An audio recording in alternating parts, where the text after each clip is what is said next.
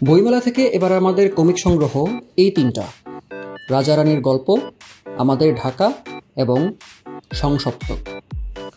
রাজা রানীর গল্প এবং আমাদের ঢাকা দুটাই 5টা ছোট ছোট গল্পের সংকলন।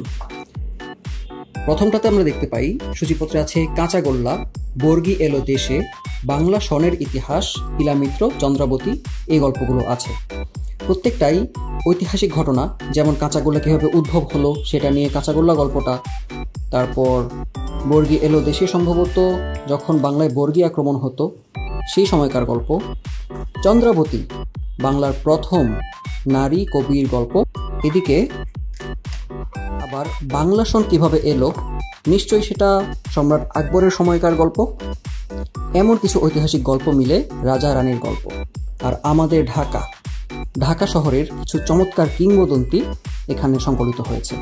আমাদের ঢাকা বইটার সূচিপত্রে দেখতে পাই যে পগত স্কুল মানে পুরান ঢাকায় অবস্থিত ঢাকার প্রথম বয়েজ স্কুল, কালে খাঁ আমাদের একটা বিখ্যাত কামান, যেটার বন্ধু বিবি মরিয়ম কামানকে ঢাকা গেটের সামনে বইমেলার গেটে রাখা হয়েছে।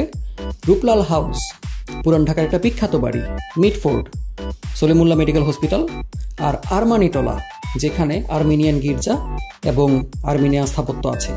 ঢাকার বিভিন্ন ইতিহাস এবং গল্প উঠে এসেছে আমাদের ঢাকা বইটাতে। আমার অনেক আগ্রহের একটা বই এবার সংসপ্তক, 7 বীরশ্রেষ্ঠের বীরত্বগাঁথার কমিক্স, মানে 7 জন বীরশ্রেষ্ঠের গল্পকে এখানে কমিক আকারে বলা হয়েছে।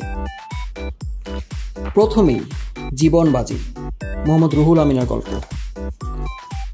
তারপর পর্যায়ক্রমে নিশ্চয়ই 7 জনের গল্পই এখানে বলা হয়, যেমন বীরশ্রেষ্ঠ মোস্তফা কামাল। এবং এই গল্পগুলোকে, এই যুদ্ধের বর্ণনাকে আমি যে একদম ছবির মতো দেখতে পাবো, এটাই আমার কাছে সব থেকে মজার একটা অভিজ্ঞতা হতে যাচ্ছে। তাহলে এই ছিল এবার আমাদের বইমেলার 3টা কমিক্স। আপনারা কি কিনেছেন?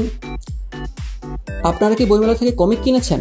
কিনে থাকলে কোনগুলো কিনেছেন কমেন্টে জানাবেন আমাদের। Thank you.